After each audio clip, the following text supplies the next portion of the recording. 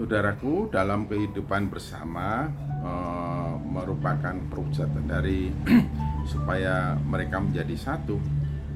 Tuhan Yesus Kristus melalui Roh Kudus kepada masing-masing orang percaya diberi karunia, dan sehingga setiap orang percaya mempunyai tanggung jawab dalam kehidupan bersama.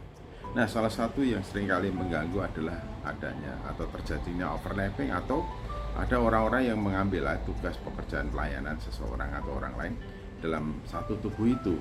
Atau ada lagi masalahnya, yaitu ada orang yang tidak mengerjakan apa yang jadi tanggung jawabnya, tapi orang ini pandai menilai orang lain atau mengkritisi pekerjaan orang lain, dan biasanya kritiknya itu kritik yang negatif, tetapi tidak memberikan solusi. Nah, inilah salah satu gangguan dalam kehidupan bersama. Ada yang tidak mengerjakan tugas pelayanannya tapi pandai mengkritik.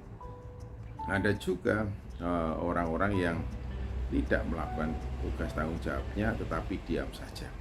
Ada orang yang bekerja dengan giat dan segiat-giatnya bekerja, namun kemudian menjadi putus asa oleh karena kritikan-kritikan pedas dari orang teman-temannya atau orang lain dalam satu tubuh itu. Oleh karena itu ada satu hal yang harus kita perhatikan. Biarlah masing-masing melihat pekerjaannya sendiri, sehingga dengan melihat pekerjaannya sendiri dia akan bermegah. Tidak perlu melihat pekerjaan orang lain, sebab kepada masing-masing akan dimintai pertanggungan jawab. Nah, ini harus disadari oleh setiap anggota tubuh Kristus atau setiap orang percaya dalam kehidupan bersama.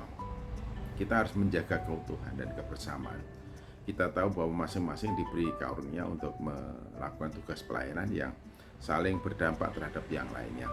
Jadi kita satu sama lain itu sebenarnya diikat dalam satu ikatan yang sinergi secara sistemik oleh Tuhan Yesus Kristus yang adalah kepala. Masing-masing melakukan tugas dan tanggung jawabnya dengan penuh serius, dengan penuh kesungguhan, sambil melihat dan mengevaluasi apakah yang dikerjakan itu sudah mengikuti tatanan atau sudah pada tempatnya atau sudah sesuai dengan fungsinya, supaya apa, kita atau masing-masing orang boleh berbahagia oleh karena telah melakukan tugas tanggung jawabnya dengan baik.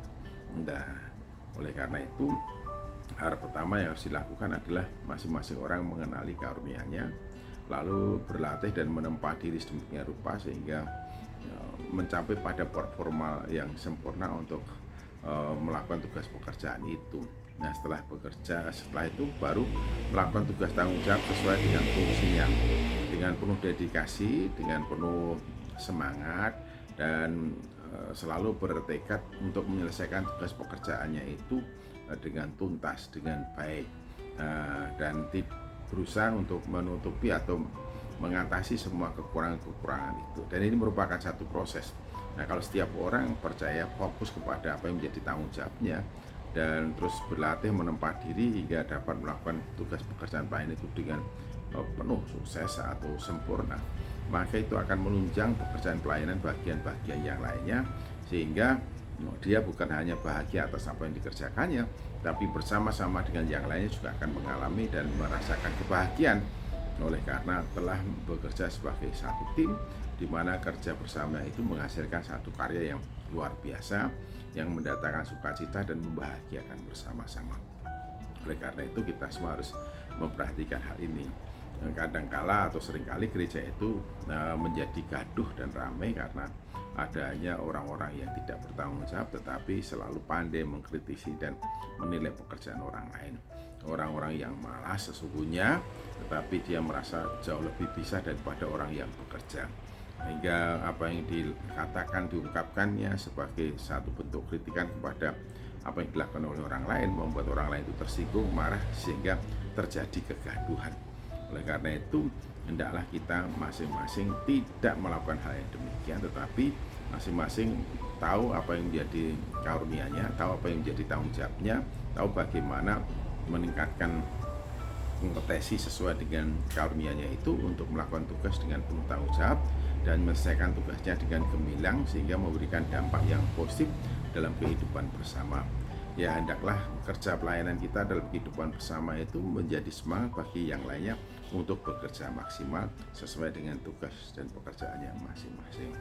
Ada satu ungkapan yang menarik dalam 1 Korintus pasal yang ketiga, aku menanam, Apolos menyiram, Tuhan yang menumbuhkan.